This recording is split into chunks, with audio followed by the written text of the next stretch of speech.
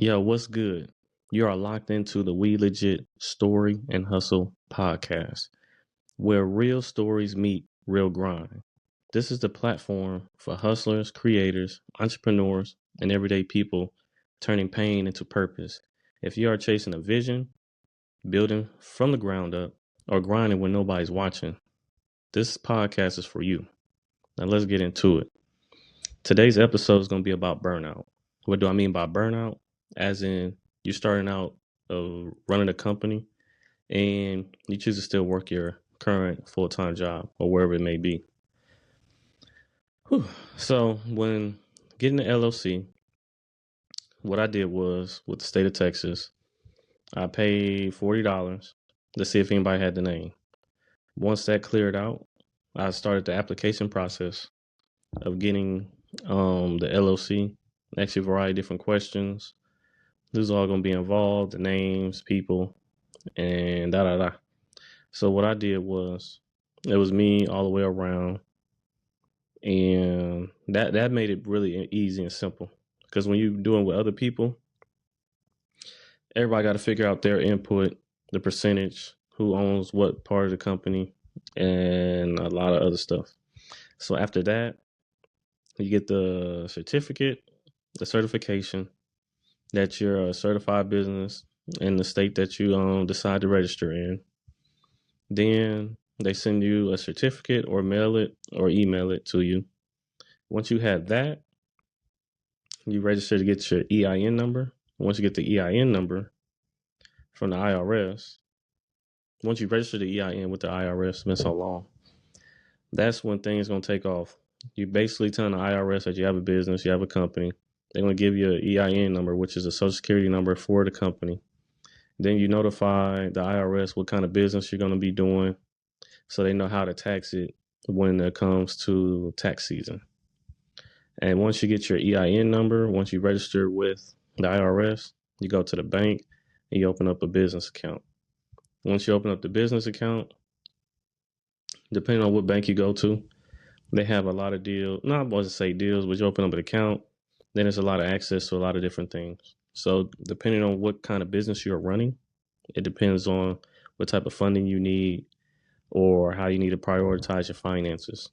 But when it comes to burnout, for me, it was really tough in the beginning because I had a job where I worked a lot and only had 2 days a week to work on my company. So that didn't really work for me. I tried it out for a couple months and it wasn't panning out or working for me. So what I ended up doing was I ended up transitioning to Tennessee. And then I still had my concept in my head on what I wanted to do.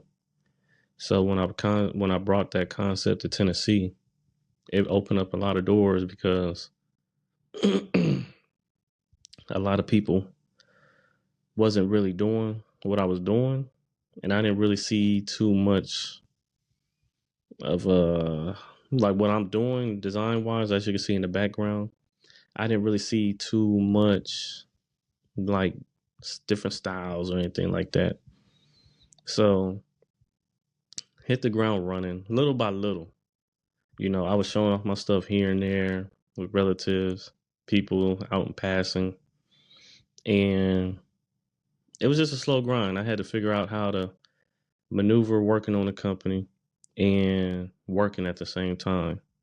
So as things started off, I focused more on work because I had just transitioned out here than the company. I'll promote the company, but not as much as working. But once I established working, then I start focusing on the company. When I focus on the company, because I got adjusted to the new schedule and all that other stuff. So when working on a company, it requires time. So I would take 2 hours out of my day to work on my website. Every day, the beginning of my day, I'll post on all social medias a story. Once you post a story, I'll make a post. I try to post like 3 times a week if I remember. Then it comes to making reels, which takes time. So it's 24 hours in a day. You work 8 hours out of that day. You take 2 hours of work on your website. and what other finances you have that may prohibit you to focus on, it will give you a good perspective on how to manage your finances or business. Mine is based online, and I work from home. So for someone that has like a restaurant or actual building, this concept would be a little different. This is mainly for someone that's working from home as their business, as their second job, and choosing to work a full-time job. So how I manage not being burnt out is I don't work as much overtime, only when need be. So if I have a big order come up, then I'll sign up for overtime past working my regular 40 hours. So that will help manage a lot of my orders, supply and demand, and keep me well rounded. And then the balance, it's a real good balance because you're growing individually while running your business, and then you're also growing while working for a business. So you're learning a lot between the two. So say you don't have people skills, but you're at work, your full-time job, it teaches you how to deal with people. So when it comes to dealing with people outside your job, it's an even balance. It's either you're going to accept my services or not. Simple as that. Then when it comes to balancing finances, your work, your full-time job, you have finances. So once you figure out your finances on what it's going to cost you to maintain stability and living for that month or monthly, whatever's left over out of all that, put a little bit towards your company, which help with revenue, also help with promotion, depending on how you market the company. That right there is the most important part, is managing finances. Once you have the finances in order, things become very easy. Then posting becomes easy. Recording becomes easy. Once you get off work, you're not so tired of wanting to work on your company because it excites you, gives you a boost of energy. When I get off work, I eventually started going live this year, the end of May.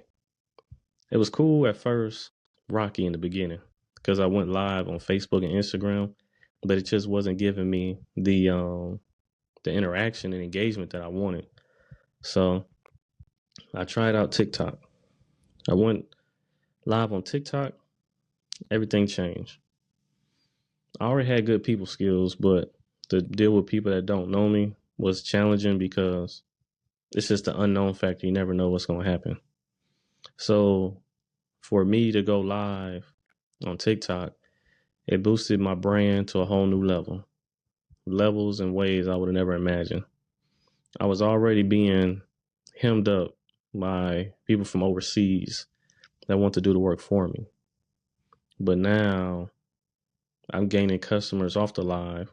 I'm gaining, I'm, I'm gaining, I'm networking off the live.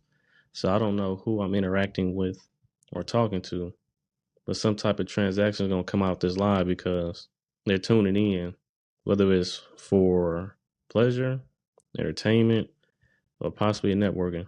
But either way it goes, I got their attention to interact with them and network within a live. And then it built a whole lot more awareness. A lot of people are looking at me in a different light. Not saying that I'm famous or anything, but when you see a person on live, you assume he really got something going on, or it's something entertaining, or why is people tuning into this? So going live, being seen helps people recognize you like, hey, that's okay. I get a lot of good compliments, and when I go in other people's room on the live and get a lot of good recognition.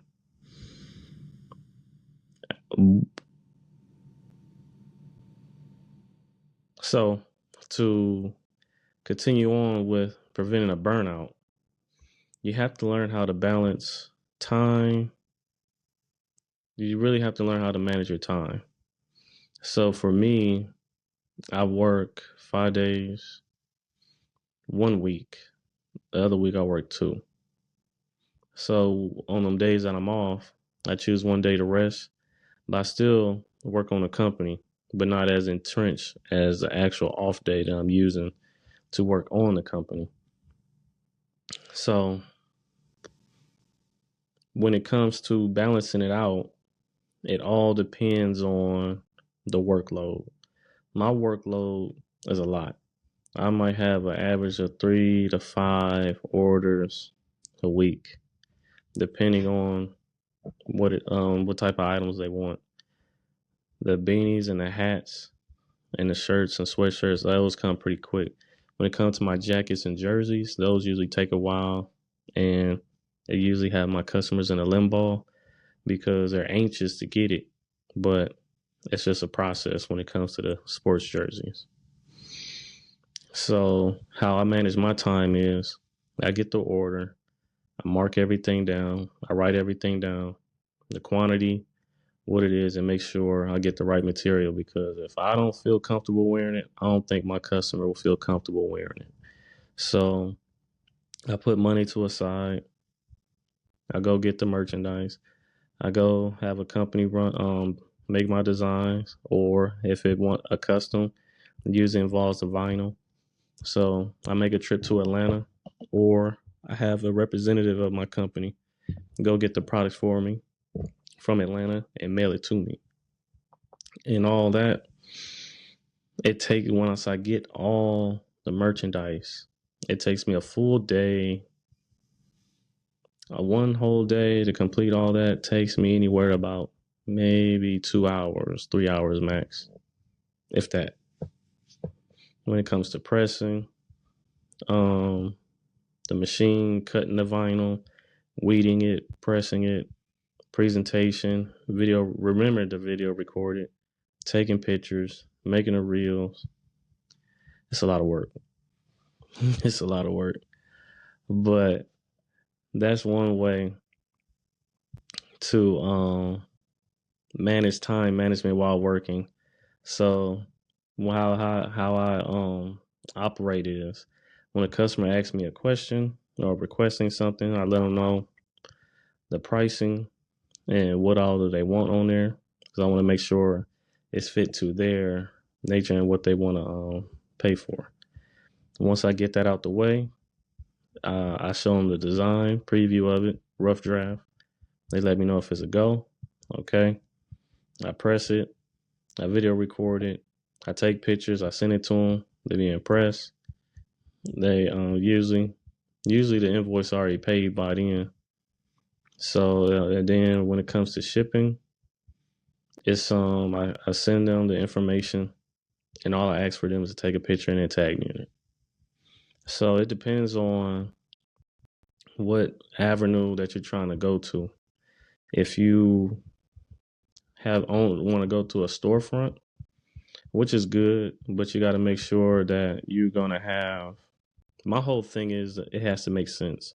So if I have a company and it's not generating a lot of money, I don't want to open up a store, because you have to worry about paying rent, utilities, employees. Got to trust somebody to run it in case you might not be there. There's all a lot of different factors you got to factor in, that you don't make the money, but you also got to dish it right back out. And I like how I have it now, where it's online and it's freelance, and where I not so much have control, but I have control on my workload, if that make a lot of sense. And then I'm not really so much burnt out, because I go live on TikTok. I post every day. I stay consistent on a lot of stuff. And then I meet a lot of people out and about when I be wearing my merch. Matter of fact, this is one of the new pieces, if y'all can see it. One of the new chains. So it's a lot of work, but as I mentioned on an interview with Kendall, Mr. Self Love Awareness, that it is hard in the beginning, first 6 months to a year. But after the 6 months, it somewhat get easier. But after a year, you're pretty much seasoned. So you know who's going to give you business or not. You know who's going to try and pull a fast one on you. You kind of know the ins and outs. You know which companies is working with you is real or fake or trying to run a scam. So after a year, you're pretty much seasoned and you already know what to expect. So, which in that case, by you having a year experience of running a company, you can start up another company in a whole nother field because it's all the same principle and basis. So that is one way of looking at things on how to prevent a burnout and working and balancing. You can spot it right away because you might have to go to work and deal with your coworkers for a certain amount of time, however long you're there for. But always remember, when you get off work, that's when the real work starts because you're doing something that you love and it's not necessarily work. When you're owning a business and you're doing something that you like, it's not considered work. It's just something you love doing. So this is going to conclude this episode. Now, before I close this out, remember this: your story matters, your grind matters, and where you're heading is bigger than where you started. No shortcuts, no excuses, just hustle and purpose. If you felt this episode, tap in, subscribe, share it with someone on their grind, and keep the movement alive. This is We Legit 16 Story and Hustle Podcast. Until next time, stay focused, stay hungry, and always stay legit.